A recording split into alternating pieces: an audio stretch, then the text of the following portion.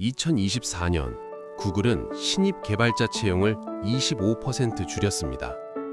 2025년 아마존은 AI로 연간 2억 6천만 달러의 인건비를 절감했습니다.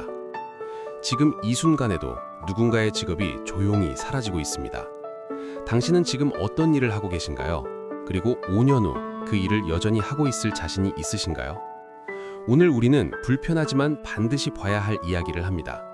AI가 바꾸고 있는 직업의 세계, 그 한가운데로 들어가 보겠습니다. 2010년대 초반, 대한민국 입시 시장에는 하나의 공식이 생겼습니다. 수학 잘하면 컴공 가라. 컴퓨터공학과는 말 그대로 취업의 보증수표였습니다. 졸업만 하면 연봉 5천, 대기업 입사, 스타트업 억대 연봉. 이 달콤한 공식 덕분에 컴공과 경쟁률은 치솟았고 의대 다음으로 안전한 선택이라는 인식이 자리 잡았습니다. 부모님들은 자녀에게 말했죠. 공대 가면 굶어 죽지는 않는다. 그런데 지금 그 신화가 흔들리고 있습니다. 2023년 미국 최대 IT 구인구직 플랫폼 링크드인의 데이터는 충격적인 수치를 보여줬습니다. 신입 소프트웨어 개발자 채용 공고가 전년 대비 30% 이상 감소했습니다. 같은 해 구글, 메타, 마이크로소프트는 각각 수천 명의 엔지니어를 해고했는데 주목할 점은 그 빈자리를 새로운 신입으로 채우지 않았다는 겁니다. 왜일까요? GitHub 코파일럿, 커서, 데빈, 이름을 들어보셨나요? 이것들은 AI 코딩 도구입니다. 그런데 이 도구들이 단순히 자동 완성을 해주는 수준이 아닙니다. 지금의 AI 코딩 도구는 요구사항을 텍스트로 입력하면 전체 기능 모듈을 뚝딱 만들어냅니다.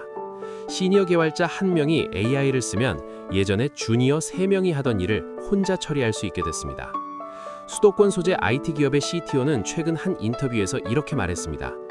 우리 회사는 2년 전에 비해 개발팀 인원이 40% 줄었는데 개발 속도는 오히려 빨라졌습니다. 솔직히 말하면 지금 신입을 뽑을 이유를 못 찾겠어요. 이것은 단순한 자동화의 문제가 아닙니다. 배워서 남주는 직업이었던 개발자가 이제는 AI를 지휘하는 소수의 고급 인력과 AI에게 자리를 내준 다수의 신입으로 양극화되고 있는 겁니다. 컴공을 선택한 수십만 명의 학생들이 지금 이 변화의 한가운데 서 있습니다. AI와 로봇이 온다고 했을 때 많은 사람들은 이렇게 생각했습니다. 공장 노동자들이 먼저 대체되겠지. 나는 사무직이니까 괜찮아. 이 생각은 절반만 맞습니다. 아니, 정확히는 완전히 틀렸습니다. 옥스퍼드 마틴 스쿨의 연구와 맥킨지 글로벌 연구소의 보고서는 공통적으로 같은 결론을 내립니다. 자동화의 가장 취약한 직종은 반복적인 사무 업무와 정보 처리 직종입니다. 즉, 데이터 입력, 문서 작성, 회계 처리, 콜센터 상담, 고객 서비스. 이것들이 제조업 라인보다 먼저 AI에게 자리를 내주고 있습니다. 왜일까요? 역설적이게도 물리적인 노동은 아직 로봇이 완벽하게 대체하기 어렵습니다. 배관공은 좁고 복잡한 공간에서 판단하며 손을 써야 합니다. 전기기사는 현장마다 다른 변수에 대응해야 합니다. 이런 몸 쓰는 일의 완전 자동화는 생각보다 훨씬 어렵고 비쌉니다. 반면 사무직이 하는 정보 처리, 문서 분석, 고객 응대는 AI가 가장 잘하는 영역입니다. 미국 빅테크의 해고 칼바람은 이미 현실입니다. 2022년부터 2024년까지 구글, 메타, 아마존, 마이크로소프트, 세일즈포스 등에서 해고된 인원은 총 25만 명이 넘습니다. 그중 상당수는 마케팅, HR, 법무 지원, 데이터 분석 등 전통적으로 안정적이라 여겨지던 화이트 칼라 직종이었습니다. 골드만삭스는 2023년 보고서에서 AI가 전 세계 3억 개의 풀타임 일자리에 영향을 미칠 것이라 전망했고, 그중 사무직과 행정직이 46%를 차지한다고 분석했습니다. 불편한 진실은 이겁니다. 당신이 전문직이라고 생각하는 그 일이 사실은 AI가 가장 빠르게 침투하는 영역일 수 있습니다. 변호사, 의사. 이 두 직업은 오랫동안 AI 대체 논의에서 비교적 안전지대로 여겨졌습니다. 전문 지식과 윤리적 판단이 필요한 일은 AI가 못해 라는 통념이 있었습니다. 지금도 그 말이 맞습니다. 하지만 그 일의 80%는 AI가 이미 하고 있습니다.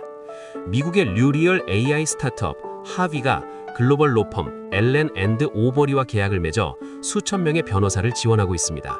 이 AI는 계약서 검토, 판례 리서치, 법률 메모 초안 작성을 합니다.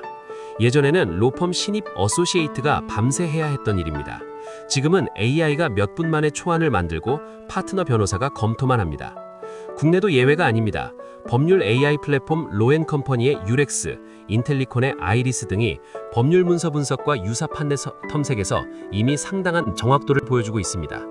법무법인들은 조심스럽게 이야기하지만 현실적으로 리서치 인력 수요가 줄어들고 있습니다. 의료계도 마찬가지입니다. 의료 AI 영상 분석 기업 루닛의 기술은 흉두 엑스레이에서 병변을 탐지하는 정확도가 전문의 수준에 도달했습니다. 내시경 AI 분석, 피부과 병변 판독, 안저사진 분석에서도 AI의 성능은 이미 준전문가 수준을 넘어섰습니다. 여기서 역설이 발생합니다. AI를 쓰지 않는 변호사와 의사는 AI를 쓰는 동료보다 느리고 비효율적입니다. 결국 살아남으려면 AI를 적극적으로 도입해야 하는데 AI를 도입할수록 필요한 인력은 줄어드는 구조입니다. 어떤 이들은 이렇게 말합니다. 결국 의사결정은 사람이 해야 되지 않냐? 맞습니다. 하지만 지금 의과대학 로스쿨에 입학하는 학생들이 졸업할 7, 8년 후에는 지금보다 훨씬 적은 수의 전문가가 훨씬 많은 AI를 관리하는 구조가 될 가능성이 높습니다. 2022년까지만 해도 30초짜리 TV 광고 한 편을 만드는데 평균 5억에서 10억 원이 들었습니다. 감독, 카메라맨, 조명팀, 세트 디자이너, 배우, 후반 작업팀, 수십 명이 몇 달을 붙어야 하는 작업이었습니다. 지금은 다릅니다. 서울의 한 1인 크리에이터는 최근 중견 뷰티 브랜드의 브랜드 필름을 1,200만 원에 12일 만에 납품했습니다. 촬영은 최소한으로 진행하고 나머지는 모두 AI로 처리했습니다.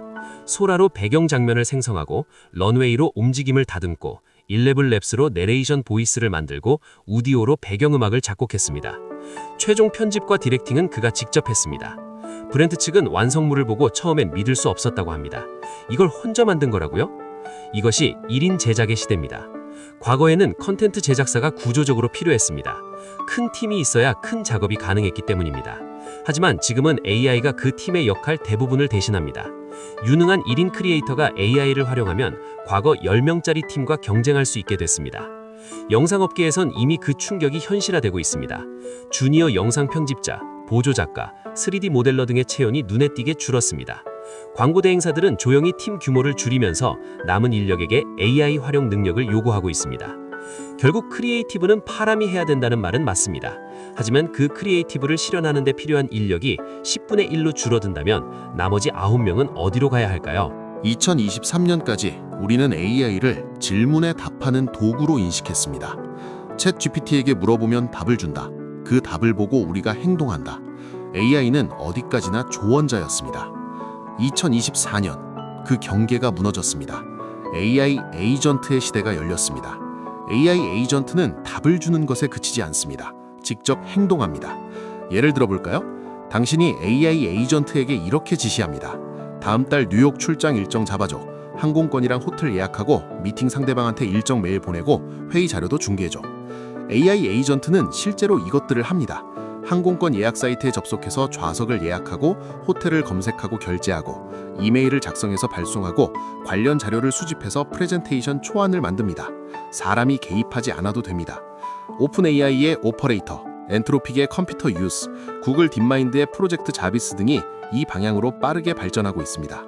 이 기술이 가장 직접적으로 위협하는 곳은 BPO 산업입니다.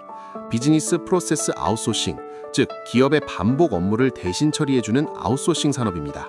콜센터 운영, 데이터 입력, 문서 처리, 고객 지원, 전 세계적으로 약 1,400만 명이 이 분야에 종사하고 있습니다. 인도와 필리핀은 BPO 산업의 최대 허브입니다. 두 나라에서 수백만 명이 이 일로 생계를 꾸립니다. 세계경제포럼은 AI 에이전트의 확산으로 2027년까지 이 분야 일자리의 40%가 자동화될 수 있다고 전망했습니다. 국내에서도 KB국민은행, 삼성화재 등 대형 금융사들이 AI 기반 고객 상담 시스템을 도입하면서 콜센터 인력을 단계적으로 조정하고 있습니다. 단계적 조정이라는 말의 의미를 이미 많은 분들이 알고 계실 겁니다. AI 에이전트는 더 이상 미래 기술이 아닙니다.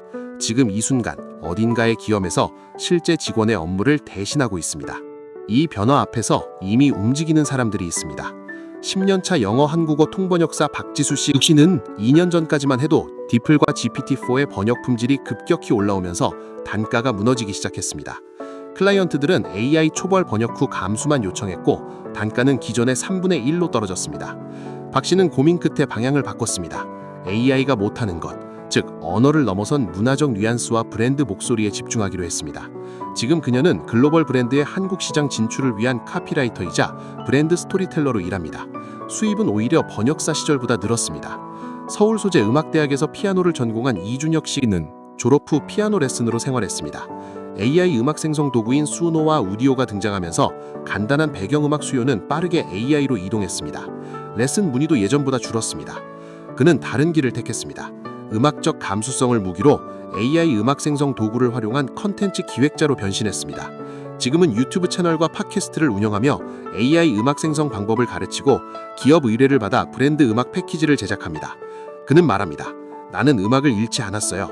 AI 덕분에 음악으로 할 수 있는 일이 오히려 더 많아졌습니다. 두 사람의 공통점이 있습니다. AI와 싸우지 않았다는 것입니다. AI를 도구로 받아들이고 자신이 가진 고유한 전문성에 AI를 덧입혔습니다. 내 직업이 AI한테 뺏겼다가 아니라 AI를 내 무기로 만들었다는 관점의 전환입니다.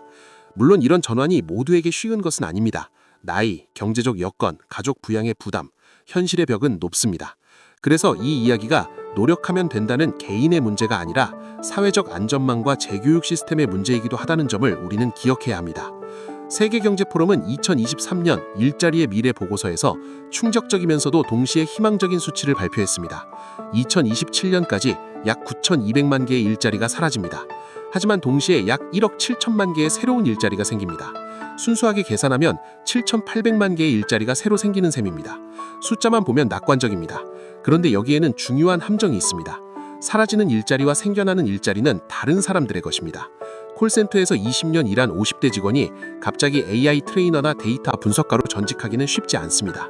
지역도 다르고 필요한 기술도 다르고 전환에 필요한 시간과 비용도 막대합니다. 새롭게 생겨나는 일자리는 크게 세 가지 범주로 나뉩니다.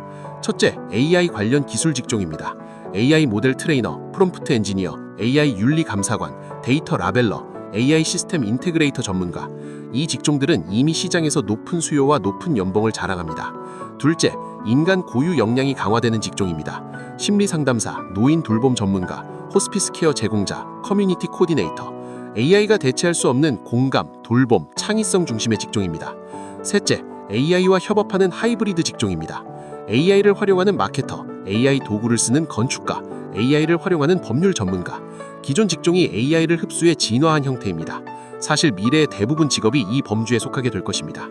중요한 것은 이 전환이 저절로 일어나지 않는다는 겁니다. 정부의 적극적인 재교육 프로그램, 기업의 내부 업스킬링 프로그램, 개인의 지속적인 학습 의지, 이 세 가지가 동시에 맞물려야 합니다. 핀란드는 2020년대 초부터 전 국민 AI 리터러시 프로그램을 운영해 국민의 1%가 AI 기초교육을 이수하는 목표를 달성했습니다. 싱가포르는 25세에서 60세 사이의 모든 시민에게 연간 $500의 스킬즈 퓨처 크레딧을 제공해 자기개발을 지원합니다. 한국은 어떨까요? 이미 K-디지털 크레딧, K-디지털 기초 역량 훈련 등의 제도가 있지만 규모와 속도 면에서 변화의 속도를 따라가기에는 아직 부족하다는 평가가 많습니다. 개인이 알아서 살아남아야 하는 각자 도생의 구조는 여전히 공고합니다. 창이 열리고 있다는 것은 사실입니다. 하지만 그 창으로 누가, 얼마나, 어떻게 들어갈 수 있느냐는 전혀 다른 문제입니다. 마지막으로 가장 중요한 질문 앞에 서겠습니다. AI 시대에 어떻게 살아남을 것인가? 자전거를 처음 배울 때 기억나시나요? 처음엔 무섭습니다. 넘어질 것 같고 균형을 잡을 수 없을 것 같습니다. 그런데 일단 배우고 나면요, 자전거는 내 다리가 됩니다. 더 빠르게, 더 멀리, 덜 힘들게 갈 수 있게 해주는 도구가 됩니다. AI도 마찬가지입니다. 지금 AI 앞에서 느끼는 두려움과 불안은 자연스럽습니다. 하지만 AI를 적이 아닌 도구로, 경쟁 상대가 아닌 협업 파트너로 받아들이는 순간 가능성의 지평이 달라집니다. 미래학자 케빈 켈리는 이렇게 말했습니다. AI에게 대체될 것을 두려워하지 마라. AI를 잘 쓰는 사람에게 대체될 것을 두려워하라. 이 문장은 위협이 아닙니다. 방향을 알려주는 나침반입니다. 그렇다면 AI를 잘 쓴다는 것은 무엇을 의미할까요? 단순히 챗 GPT를 다룰 줄 안다는 것이 아닙니다. AI와의 깊이 있는 협업 능력을 의미합니다. 이것은 세 가지 층위로 나뉩니다. 첫 번째 층위는 도구적 활용입니다. AI 도구들을 알고, 쓸 줄 알고 적재적소에 활용할 수 있는 기본기입니다. 이것은 이제 리터러시입니다. 읽고 쓸 줄 아는 것처럼 AI를 쓸 줄 아는 것은 기본이 됩니다. 두 번째 층위는 방향 설정 능력입니다. AI는 명령을 잘 수행하지만 어떤 명령을 내려야 할지는 모릅니다. 무엇을 만들 것인가, 어떤 문제를 풀 것인가, 고객이 진짜 원하는 것이 무엇인가를 파악하는 능력은 여전히 인간의 몫입니다. 이것이 바로 비판적 사고력, 문제 정의 능력, 인간에 대한 깊은 이해입니다. 세 번째 층위는 맥락과 판단력입니다. AI가 만든 결과물을 그대로 쓰는 것이 아니라 그것이 맞는지 틀린지, 더 나은 방향이 무엇인지를 판단하는 능력입니다. 이것은 특정 분야에 대한 깊은 전문성, 윤리적 감수성, 그리고 다양한 경험에서 나옵니다. AI가 아무리 발전해도 인간만이 가질 수 있는 이 종합적 맥락 판단력은 당분간 대체되기 어렵습니다. 결국 미래의 경쟁력은 AI를 얼마나 잘 부리느냐와 동시에 AI가 할 수 없는 것을 얼마나 깊이 가지고 있느냐의 합산입니다. 자신의 일에서 AI가 대신할 수 있는 부분과 AI가 절대 대신할 수 없는 부분을 정직하게 나눠보는 것에서 시작할 수 있습니다. AI에게 넘길 수 있는 일은 넘기십시오. 그 시간을 AI가 못하는 일에 투자하십시오. 고객과의 신뢰 관계, 창의적 기획력, 복잡한 문제 해결 능력, 팀을 이끄는 리더십, 이것들을 더 깊고 더 단단하게 갈고 닦으십시오. 변화를 두려워하는 것이 아니라 변화에 올라타는 사람이 되어야 합니다. 자전거를 탈 줄 알면 두 발로 걷는 것보다 훨씬 멀리 갈 수 있듯이 AI를 탈 줄 아는 사람은 그렇지 않은 사람보다 훨씬 앞서 나갈 수 있습니다. 오늘 우리는 불편한 이야기를 많이 했습니다. 취업의 신화가 무너지고 전문직이 위협받고 수백만 개의 일자리가 흔들리는 이야기. 하지만 동시에 변화에 올라타는 사람들의 이야기도 했습니다. 기억하십시오. 산업혁명은 농업 일자리를 파괴했지만 공장 노동자를 만들었습니다.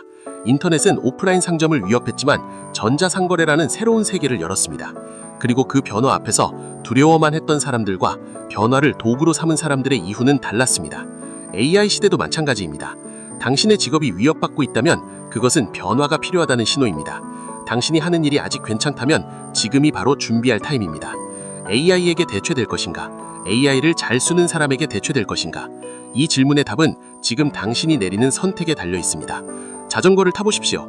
처음엔 흔들리겠지만 반드시 달릴 수 있게 됩니다. 이 영상이 도움이 되셨다면 구독과 좋아요를 눌러주세요. 감사합니다.